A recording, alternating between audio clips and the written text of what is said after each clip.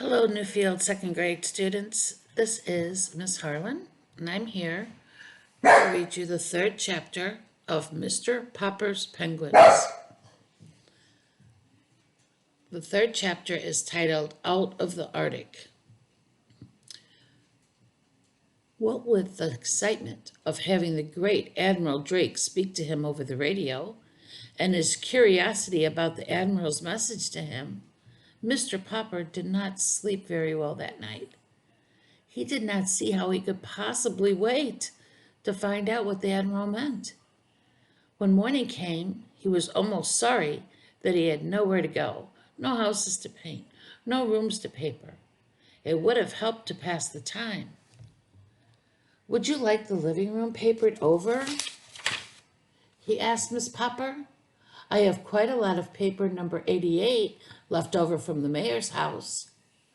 "I would not," said Miss Popper firmly. "The paper on now is plenty good enough. I'm going to the first meeting of the Ladies' Aid and Missionary Society today, and I don't want any mess around to clean up when I get home." "Very well, my love," said Mr. Popper meekly, and he settled down with his pipe, his globe, and his book of Antarctic adventures. But somehow, as he read today, he could not keep his mind on the printed word. His thoughts kept straying away to Admiral Drake. What could he have meant by a surprise for Mr. Popper? Fortunately, for his peace of mind, he did not have to wait very long.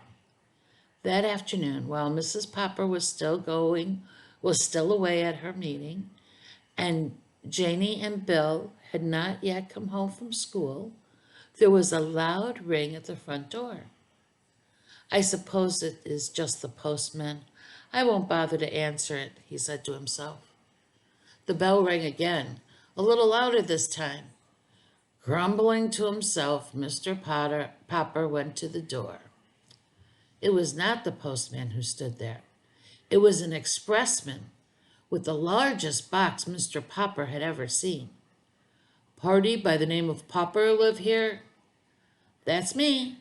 "Well, here's a package that's come air express all the way from Antarctica. Some journey, I'll say." Mr. Popper signed the receipt and examined the box. It was covered all over with markings. "Unpack at once," said one. "Keep cool," said another. He noticed that the box was punched here and there with air holes. Can you imagine that once he had the box inside?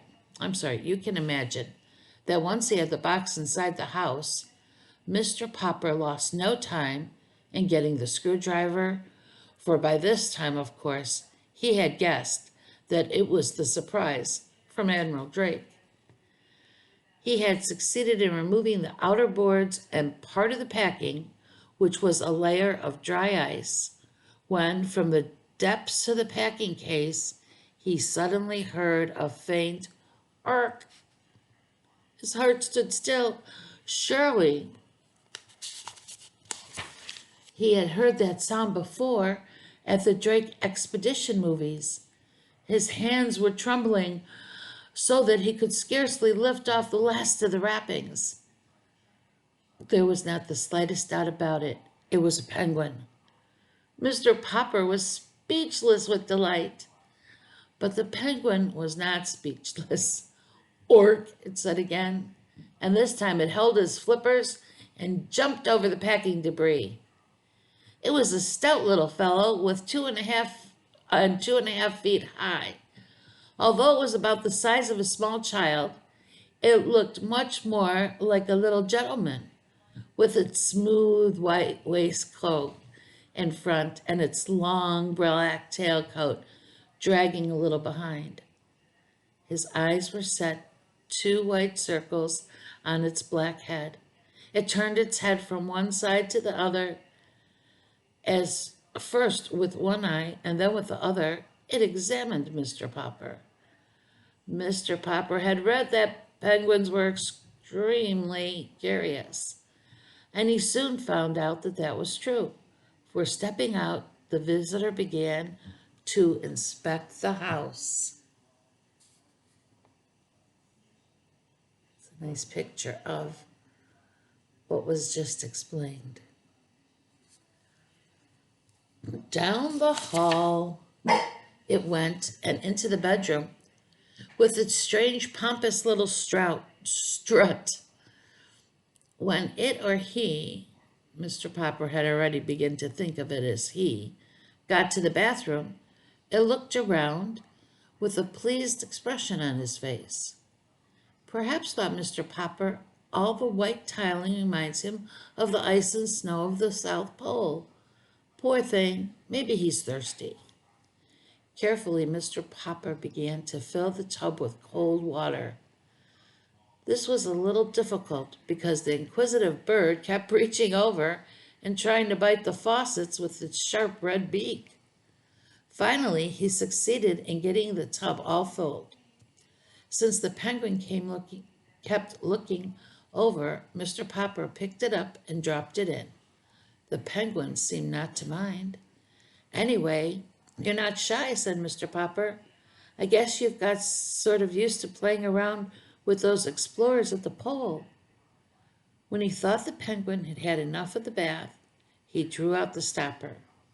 He was wondering what to do next when Janie and Bill burst in from school.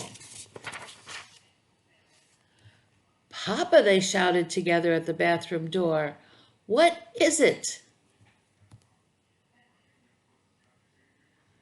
It's the South Pole penguin sent to me by Admiral Drake. Look, said Bill, it's marching. The delighted penguin was indeed marching. With little pleased nods of his handsome black head, he was parading up and down inside the bathtub. Sometimes he seemed to be counting the steps it took. 6 steps for the length, 2 steps for the width, 6 steps for the length again, and 2 more for the width. For such a big bird, he takes awfully small steps, said Bill. And look how his little black coat drags behind. It almost looks as if it were too big for him, said Jamie. Take a look at that again.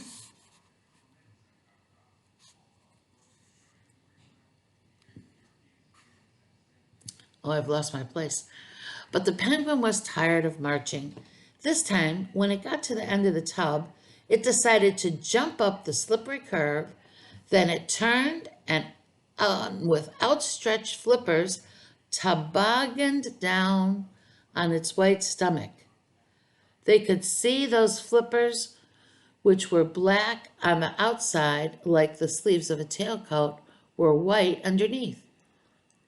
Gook, gook, said the penguin, trying its new game again and again. What's his name, Papa? Asked Janie. Gook, gook, said the penguin, sliding down once more on his glossy white stomach. It sounds something like cook, said Mr. Popper. Why, that's it, of course. We'll call him Cook, Captain Cook. Oh, that is the end of chapter 3. So, the surprise has arrived. It's a great surprise. And now he's been met by the 2 children, and he's gotten a name, Captain Cook. Okay, so now you're going to go back to your packet, and for chapter 3, there's a question. What is Mr. Popper's reaction to the arrival of Admiral Drake's surprise? Okay, that is the question for chapter 3. So answer that, and chapter 4 will be read to you next week. Enjoy your weekend.